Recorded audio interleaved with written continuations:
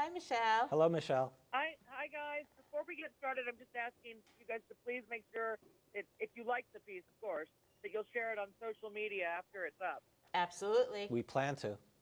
Oh, perfect. Okay, that's great. All right, so let me know when you guys are ready.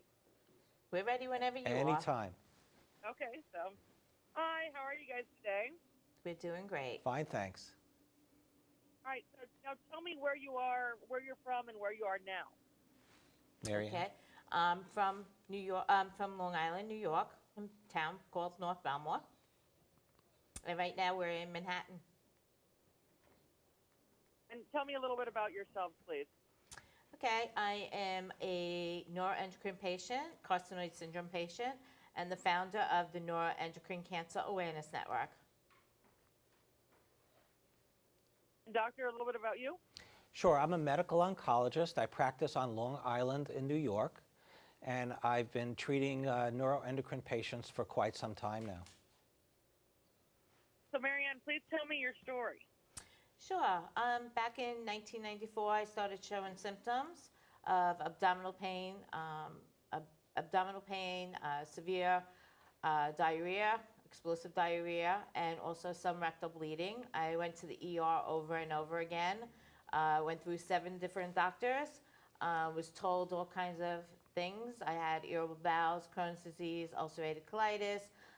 Needed more fiber in my diet, needed a marriage counselor, needed a psychiatrist. You name it, I was told it. My last doctor, I asked him to go in and not come out until he find whatever was causing it. He used a pediatric scope and got into the ileum, and sure enough, the tumor had been there probably the whole entire time. I had my surgery back in 2001, and then I started with somatostatin analogs, and also 7 months ago I started a drug called Zormello, which was just approved in January, and I have a great quality of life now. Doctor, can you please tell me what is NET? NETs are neuroendocrine tumors. They can occur anywhere in the GI tract or in the lungs. And about 20 to 25% of these tumors are associated with the symptoms of explosive diarrhea, abdominal pain, wheezes, facial flushing, and sometimes severe heart disease.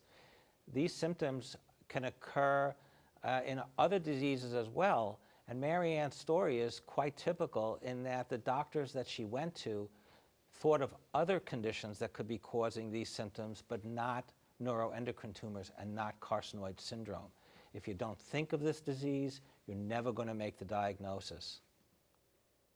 Who typically gets it? These tumors can occur in both men and women equally. They can occur in patients' 50s and 60s. There's no real predisposition or factors that could cause this disease, like smoking for lung cancer, et cetera. But it can run occasionally in families and occasionally as part of other endocrine syndromes. How is it diagnosed? Well, once a patient presents with those kind of symptoms that we just mentioned, the doctor can do a series of blood tests and urine tests to confirm the diagnosis.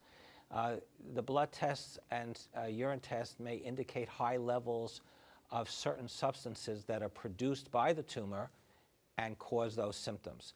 And once that is found, then a series of scans can be done, and once a tumor is found, a biopsy needs to be done to confirm the diagnosis.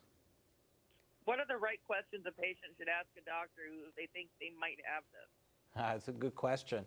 So we do see a lot of patients that come to the office that say, I think I have carcinoid syndrome, can you help me out? And some of the symptoms that they're asking about is diarrhea and wheezes and facial flushing. So the questions that I ask the patient are, what kind of diarrhea are you having? Is it watery? Is it happening 5, 6, 7, 10 times a day? Are you waking up at night with the diarrhea, or can you hold it in until the morning? That type of question really characterizes the diarrhea and helps me out. The facial flushing, you know, a lot of women come to the office and they complain of facial flushing when they're going through menopause. But the flushing with carcinoid syndrome is completely different. It's a dry, deep, reddish color, almost purplish. The facial flushing or hot flashes of menopause are really more of a bright red and moist. So it's a different kind of symptoms. So asking the right questions is very important, and communicating the right answers to the doctor is very important. What are some of the treatment options for people diagnosed with NET? Well, Maryann began to mention some of it, and of course, surgery is always important. If you can get it out, then you should be able to cut it out.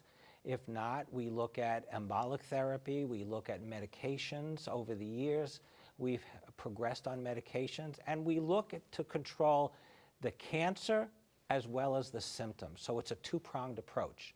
And just recently, earlier this year, the FDA approved a new medication called Zermello, which specifically targets the diarrhea of carcinoid syndrome. This is a very specific medication. It's used with the SSA analogs together and can reduce the diarrhea by more than half in almost all of our patients. You can get more information about Zermello on its website. Now, what is NCAN? Okay, so NCAN is the foundation that my husband and I founded back in 2003. There was no real awareness of the disease or a lot of information. When I got diagnosed, as most people do, you go on the web and you start searching. And everywhere I looked, it said I was going to be gone in 5 years, and that wasn't acceptable to me. And so we started the awareness program. We discovered the zebra as our logo because in medical school, doctors are taught when hearing hoofbeat, think of horses, not zebras. Look for the common, not the uncommon. And neuroendocrine is uncommon. And also because no two zebras have the same stripes. That's their fingerprints. No two neuroendocrine patients have the same symptoms, respond the same way to medication, so we consider ourselves zebras. So our website is netcancerawareness.org, and on there the patient can go and get information regarding watching videos of past events that we've had. They can call a toll-free number, which is 866-850-9555, and we answer that 365 days a year. And we kind of guide patients with getting them the information about the latest updates on medication, treatments, what scans should be done, and refer them to doctors that treat this disease. The main goal is to get the patients to get to the right places so they have better quality of life. You know, the disease itself is treated more like a chronic disease, and if you're properly treated by a group of doctors and get on the right treatment plan, many of us live 20, 30 or more years with this disease. So it's very important to reach out to get the right doctors to help you. What are the social media sites or handles, excuse me? The social media, we have pages on Facebook, netcancerawareness.org, Net Cancer Awareness Network. So there's a whole bunch of Facebook pages out there that can give you information and support that you need. Is there anything you guys wish to add? Yeah, I'd just like to say that, as Maryann said, common things occur commonly, but if you don't think of the uncommon conditions, then you'll never make the diagnosis. So keep those lines of communication open, discuss your symptoms with your doctor, and make sure he has an open mind to think about this disease. Great. Thank you guys very much for this information. I hope you have a good day. You Thank too. you, you Thank too. you so much.